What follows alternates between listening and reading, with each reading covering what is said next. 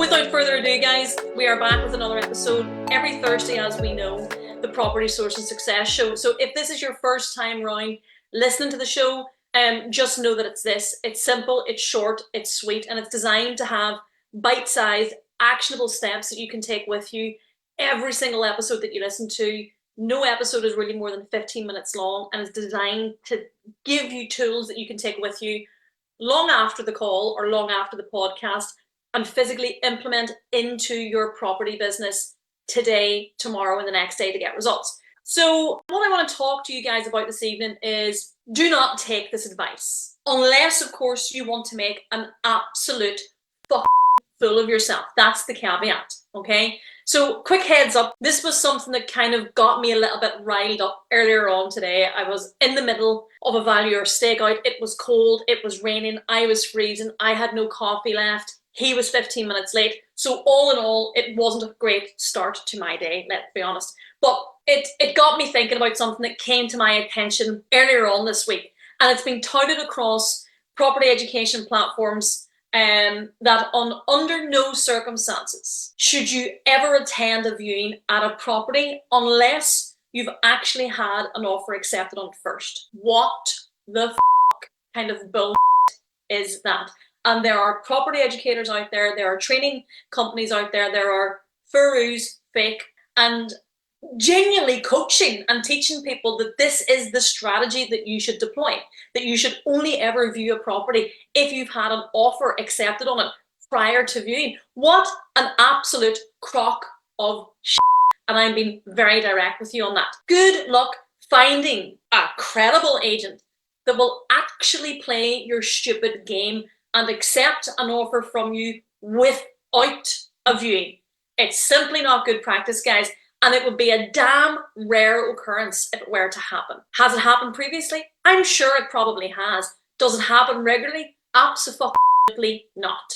Okay? And it would be even more rare than a 30% below market value deal. It would be even more rare than a no money down, all cash out deal. And I hope you can sense my sarcasm with this particularly. So no wonder that we are hearing cries all over Facebook groups, WhatsApp groups, networking events. There are no deals to be had. I can't find a deal. This doesn't stack.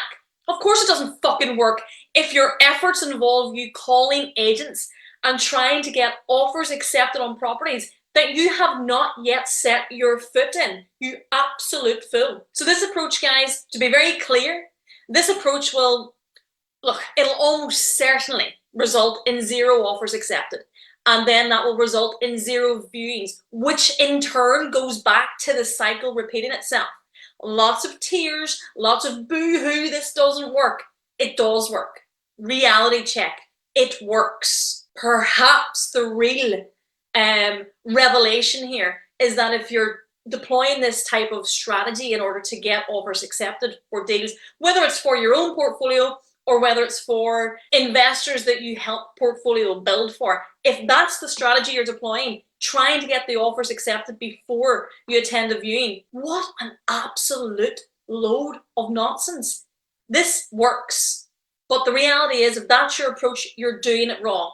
Now, I'm going to take a step back here and I'm going to give you my advice in these circumstances is to deploy something that I call the 70-100 rule. So what I would encourage you to do is to shortlist and view the properties that meet 70% or more of your criteria or your investors' criteria and offer on 100% of them. So shortlist properties, whether that's online, whether that's through agents, whether that's through your letting agents. If you're doing any form of direct or vendor marketing, shortlist the properties that meet 70% or more of your criteria.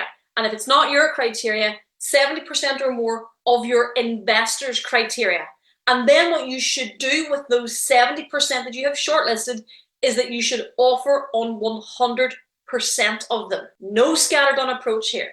Just a very clear set of criteria to meet and an increased chance of having your offers accepted if you persist using that style of framework. So remember, we call that the 70-100 framework. Or the alternative is, of course, you could keep calling the estate agents and asking them to accept offers on properties that you have yet to see. And you can let me know how that goes. I am fairly certain I know the outcome. Short but sweet, promised you it would be. Before you go, guys, you may or may not have heard me mention it briefly on social media this week.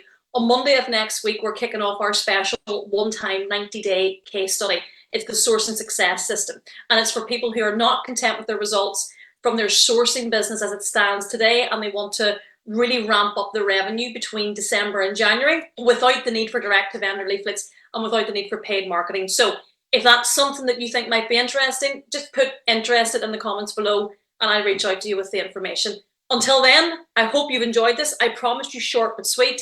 You also got your daily dose of swearing in there, and I will see you next week for another episode of the Property Sourcing Success Show. Thanks, guys.